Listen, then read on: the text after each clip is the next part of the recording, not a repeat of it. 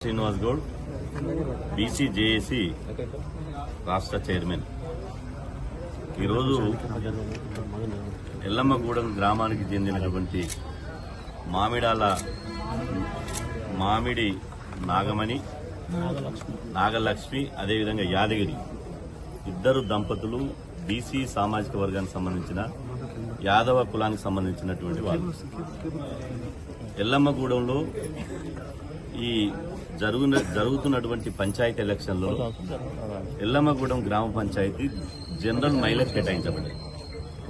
ఈ జనరల్ మహిళకు కేటాయించడంతో general మహిళలో DC అభ్యర్థిగా నామినేషన్ వేయాలనే ఒక ప్రయత్నంలో నాగలక్ష్మి అదేవిధంగా యాదగిరి గారు ఇద్దరు ప్రయత్నం చేస్తుండటంతో అగ్రకులానికి సంబంధించినటువంటి సందీప్ రెడ్డి అదేవిధంగా ఇతరులు ఇలా దారుణంగా కిడ్నాప్ చేసి హింసించి భౌతికంగా వారిని మానసికంగా భౌతికంగా దాడి చేసి ఒక స్వాతంత్రం వచ్చిన తర్వాత 80 సంవత్సరాల భారతదేశ చరిత్రలో అవమానీయమైనటువంటి అనాగరికమైనటువంటి ఒక దుశ్చర్య ఏంటంటే మూత్రం దాపియడం.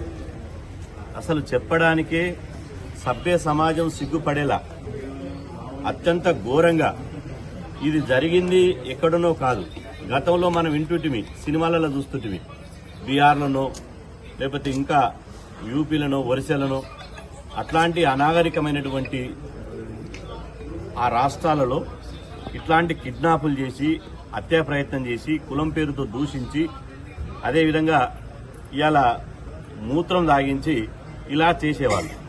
కాబట్టి ఇట్లా అన్యాయంగా చేసినటువంటి వాళ్లను చట్టపరంగా కఠినంగా శిక్షించి యాదగిరి నాగలక్ష్మి దంపతులకు పూర్తిగా పోలీసు రక్షణ కల్పించాలనే ఒక ప్రధాన డిమాండ్ తోటి ఇవాళ బీసీ సంఘాలుగా ఇవాళ మేమంతా కలిసి జిల్లా ఎన్నికల అధికారి, జిల్లా కలెక్టర్ గారే కాదు, జిల్లా ఎన్నికల అధికారి అయినటువంటి జిల్లా కలెక్టరు మేడం గారికి, త్రిపాఠి మేడం గారికి ఇవాళ మేమందరం కలిసి ఒక వినతి పత్రం ఇవ్వడం జరిగింది.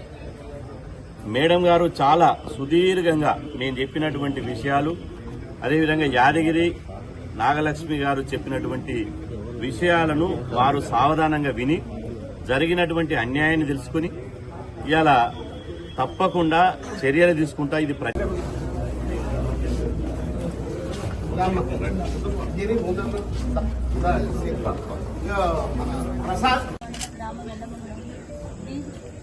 టీఆర్ఎస్ అభ్యర్థి సర్పంచ్ అభ్యర్థి నామినేషన్ వేసిన క్రమంలో మా ఆయన కిడ్నాప్ చేయబడ్డాడు. ఆ విషయం గురించి ఇక్కడ కలెక్టర్ గారికి వినతి పత్రం అందజేశాము. ఎవరైతే కిడ్నాపర్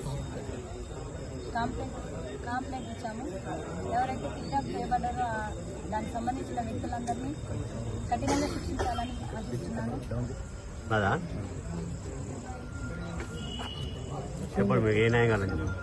ఎవరైతే కిడ్నాప్ చేయబడ్డారో వాళ్ళని శిక్ష కఠినంగా విధించాలని నేను